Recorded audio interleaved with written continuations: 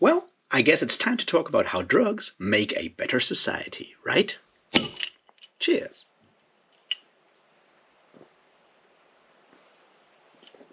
Welcome back, everybody, to me talking about books, and today we'll be talking about one specific book, and that one specific book is Lud-In-The-Mist by Hope Mirrlees from 1926. So you've got no excuse not to read it because it's up there on Project Gutenberg because the copyright is over. Great, right? So we'll do the usual thing. I'll give you a quick synopsis and tell you why you should go and read the book, and then we'll talk about themes and stuff. And fairy fruit, which is maybe not the same as goblin fruit, but who knows? Anyway, if you're new here, thanks for checking this out. I know no one talks about this book, which is a real shame. Also, well, I usually talk about books and other book-adjacent stuff. Please like, subscribe, comment, do all those wonderful things. I would really appreciate it. And if you want to support me, there's a Patreon and currently a fundraiser because I fucked up and need help. Anyway, let's move on and talk about Hope Mirrlees' Lud-In-The-Mist. Alright, Lud-In-The-Mist is a fantasy novel, and when I say that, I mean it's a bit of a fairy tale, it's a bit of a mystery, and a lot of other things, and it compares, and I'll start with that, it compares fairly well with books like Lord Dunsany's The King of Elfland's Daughter and, well, Stardust by Neil Gaiman, which makes sense because Neil Gaiman has, well, praised this book a lot, and we'll come back to that later. What I mean by that is it is about the conflict between a world that is very much like our world in a lot of ways, a very mundane kind of, almost a bit dry kind of world that is, well, next to fairyland, not to put too fine a point on it, and how those two come into conflict or interact with each other, or maybe don't interact with each other. That's the basic story, and we find out about all of this in a mystery plot where, well, the mayor of Lud-In-The-Mist, which is the capital of the main country, Dorimar, has to, well, go on a quest to save his family because some dark things, some nefarious things are afoot in Dorimar and in Lud-In-The-Mist. It does so in a fairly, well, almost whimsical tone from time to time, but it also uses a lot of, well, these uncanny, darker vibes that make real fairies and real fairy tales and real fairy stories so, well, beguiling to some of us, but also, you know, add that thing that sometimes gets lost in the bowdlerizing of fairy tales when we adapt them for children, because this is not a children's book. Let me be very clear about that. It does not have any graphic violence, sexuality, or any of the things of the sort, but it is a book for grown-ups. And I think it's important to be aware of that. So, well, Nathaniel Chanticleer, mayor of Lud-In-The-Mist, has to save his family, and, well, in that process, maybe Dorimar and Lud-In-The-Mist has to reckon with its past as well, because, well, Fairyland and Dorimar weren't always as clearly separated as they are now, in the now. So we have that basic structure of a mystery plot and a lot of more symbolic, thematic exploration of these conflicts. We also do have a lot of commentary on, well, political and societal issues, and, as I said, a more whimsical language that does employ some symbolism. It does sometimes break the fourth wall and address the audience directly in a way that you might be familiar from, maybe among other books, well, both Stardust and especially King of Elfland's Daughter do this. Other books like The Hobbit do the same thing. You have this kind of tone that sometimes does maybe kind of wink and nudge at the characters and the things that they do, but in a loving and caring way. And if all of this sounds like the kind of book you want to read, you should go and do so, because, as I said, it's free. I'll just link the Project Gutenberg site down below. There are obviously also audiobooks and printed books. If you want one of those, go ahead, knock yourself out. I just wanted to share the free version with you as well. So yeah, go read it. It's not that long, and then we'll talk about themes and why I think this book is, in a lot of ways, very important.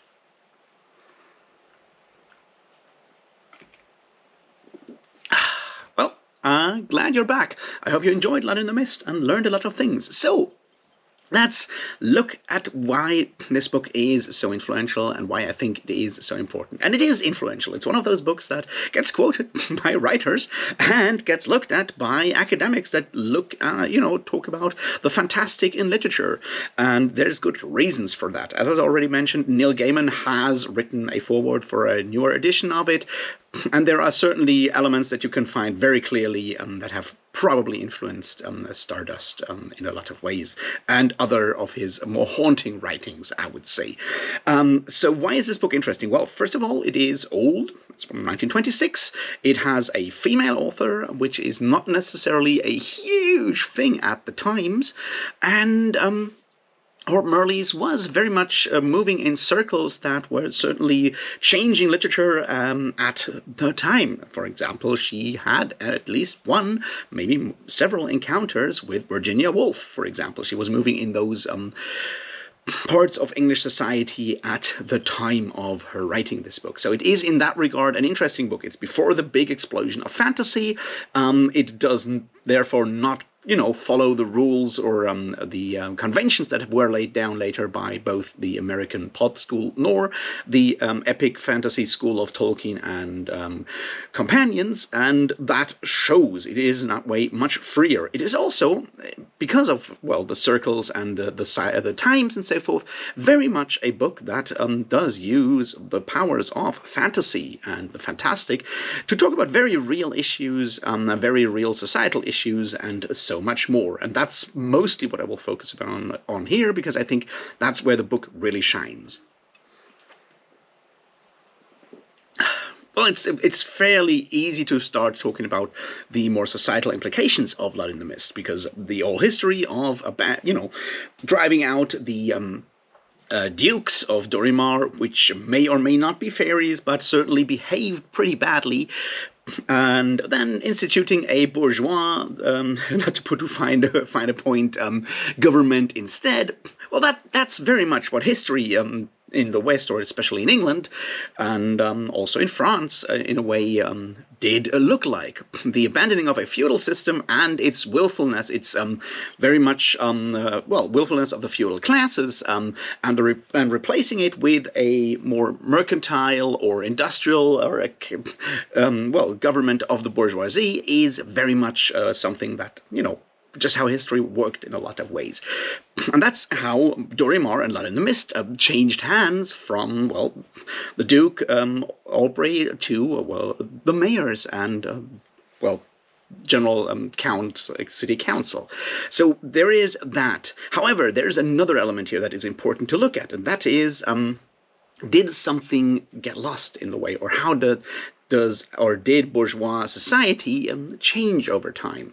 And that is very much the main conflict that is out here between the upper class and the very rigid burghers of Lud-In-The-Mist, often called Luddites, which is an interesting way of making a joke here, compared to the lower classes. Also, the idea of following very rigid rules, abandoning anything that may even smack slightly of, feudalism, or in this case, fairyland, and replacing it with what Hope Mirrlees calls the fiction of the law. And I think that's one of the really powerful elements that she employs here, when she makes it very clear that the rules and the written down law is just as much made up as is any form of fantasy. It is, in fact, a form of fantasy. It's just a different form of fantasy that we have all agreed, more or less, to abide by. And it can change our perception of reality and what we deem as wrong and right, and so forth. And that parallel, I think, that conflict is explored fairly interestingly and uniquely in this book. However, there is more, and this is where we come to the question of the 19th century in a lot of ways, and that is, what happens if you build a society or a part of society that has to abandon all its more romantic, let's call it romantic, right, impulses, and do so, and what happens in that case?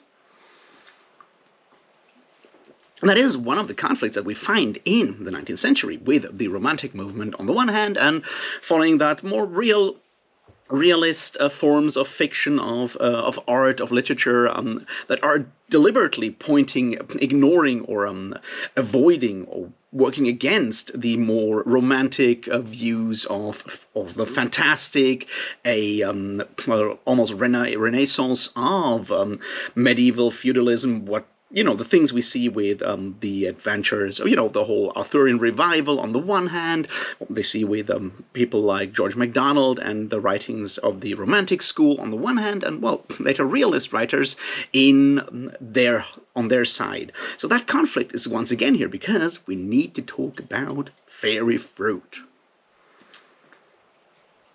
See, fairy fruit as a drug that does enliven the fantasy, the imagination, is a very interesting idea. First of all, there is the biblical symbolism of the apple, or the fruit from the tree of knowledge that does give self-awareness and knowledge and so forth.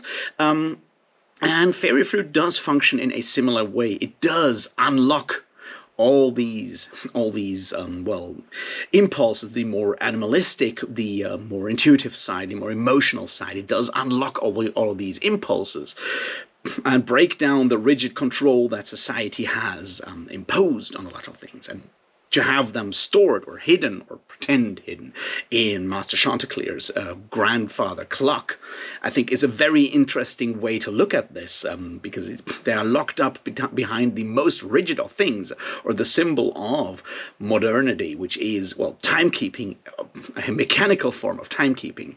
And that, I think, is a very powerful symbol there. And Hope Mirrlees does a lot of these elements. So the main conflict is between a, well, rigid bourgeois society that follows specific rules with all the downsides of that, versus a freer, more romantic, in a way, more intuitive approach to life on the other hand, which is, well,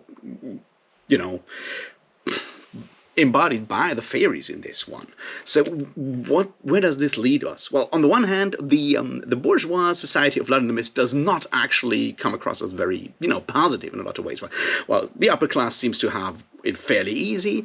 There's always the lower classes that are still partaking of fairy fruit and drugs and hanging out in bars and having a generally really good time, I guess. Whereas the upper class is incredibly stifled and ridiculously restrictive. The idea that they actually bottle up jokes so they can relive the same jokes.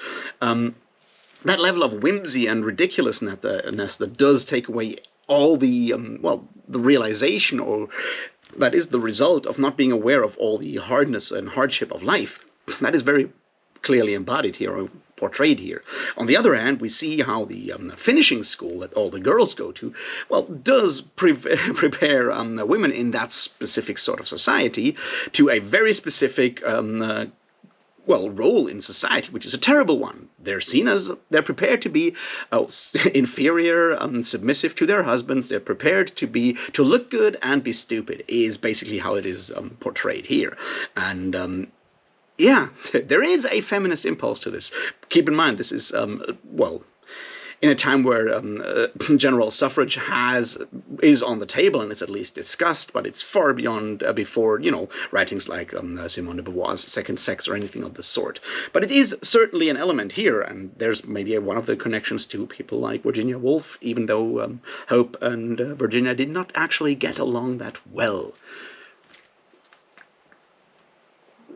On the other hand, we also learn that parts of that wildness, the fairy wildness, is really dark because it lacks all the rules, and humanity does need some rules to, maybe take away some of the ridiculous power imbalance that the feudal system of Duke Aubrey, or any form of, feudalism in general, entails. The willfulness of all of this, the enslaving of people, all of the dark things that are connected to the fairies are things that we remember from ideas of medieval feudalism, the idea of a right of the first night, which apparently Duke Aubrey did partake in, the idea of enslaving people. All of this stuff is unfortunately connected to the darker side of the human spirit in a way, and a lot of books that deal with those ideas come down at the end with maybe a bit of both will be how we should end, but Lud-In-The-Mist doesn't necessarily do that. And, well, when Nathaniel has to go to fairyland, he first encounters in the fairy marches, that fairy market, which really is one of those things where I've thought, like, this is where Neil Gaiman got the idea of the goblin market from Stardust from, right? But it's also, well, there are people sold as slaves there, and a lot of it is, well, an illusion. It is fantasy, and it does have a very dark side, which is once he breaks through that dream, everything is grey and drab and so forth. And, well, it ends with him taking that extreme leap of faith, so to speak, well, quite figuratively, by, well, giving up his former life. I don't want to call it a suicide, because I don't think it is one, but it comes close to that, or what you might call ego death. He has to go beyond that to find a way to unite his more fantastic part of his personality, which is obviously one that we have in all of our personalities as well, with the more rigid parts that make us fit to live within society. And I think what makes this book so great is that it shows that on the personal level with someone like Nathaniel Chanticleer, but also with the return of Chanticleer as the vassal, not the vassal, but the representative of Duke Aubrey, and the fairies coming back to Dorimar and to Lud-In-The-Mist, in a way that is very reminiscent of what you might call Carnival, and which, you know, the Lord of Misrule, these elements of a Saturnalia where the rules are turned around to give everyone, well, free reign and a way to, well, maybe look at things from a different perspective. I feel that part is portrayed really well in this, because it does harken back to these ideas of folklore that we have, that we combine with, like, possibly usually, older traditions that were there for a reason and that we tend to overlook. It romanticizes them in the sense that this is not, actual real anthropology, but it feels good, doesn't it? It feels good, and I think that's part of what makes Lud-In-The-Mist work so well. What more is this to say? Well, the idea of dead people coming back, the morbid side of the whole thing, I think works really well. The idea of having dead people come back as, well, maybe fairy adjacent people, the idea that you can follow the major plot early on, and it still remains uncanny and haunting. I think that's one of the big strengths here, because it makes it very clear that dealing with that more intuitive, more romantic side of your personality, that's a dangerous game. And the idea of, like, sending that away is in a way connected to a fear also. Like, there is injustice that led us to overcome feudal systems and feudalism, but the bourgeoisie was deadly afraid of anything that did not, that even looked like, not following all the rules all the time. And it's overcoming your own fear that is the important aspect and the important lesson here that would, allow anyone to, kind of live a bit freer and maybe dream a bit more. And I think that's part of the message there. And of course, maybe have a less rigid society where we don't have actually, poor people hanging around being forced to take drugs and doing crimes and all of that stuff. That might be part of the lesson as well. So where do we end this? I think it's a very powerful novel, one that works extremely well as just a mystery with all the right things. It works well as, mocking bourgeois society, pointing out the inherent injustices of the patriarchy, making clear that bourgeois society, or in this case the real world society, the rigid society, is just as bad in its way as is the completely willful, dominated just by sheer power society of feudalism or the fairies. And it makes it very clear that we as humans inhabit both. It's almost as if there's an underlying dialectic somewhere. And in that regard, it's a very prophetic book that reads still very, very relevant today. And if nothing else, I hope it made you, this video made you read the book and learn and take your own lessons from it. I hope you enjoyed it. I hope you enjoyed my ramblings on it. And if you did so, please let me know what you thought about the book in the comments. Let me know what you thought about the video in the comments. Do the liking, do the subscribing. If you really want to support my Patreon, I would really love that. I appreciate all of my patrons. You're wonderful people. And if you just want to help me out one time, that would also be really, really good. As I said, I'm currently in a bit of a tough spot, and I would appreciate it. Anyway, that's all my thoughts on Lud-In-The-Mist for now. Go read the book if you haven't yet, and then we'll talk about something else very soon. And until then, thanks and cheers.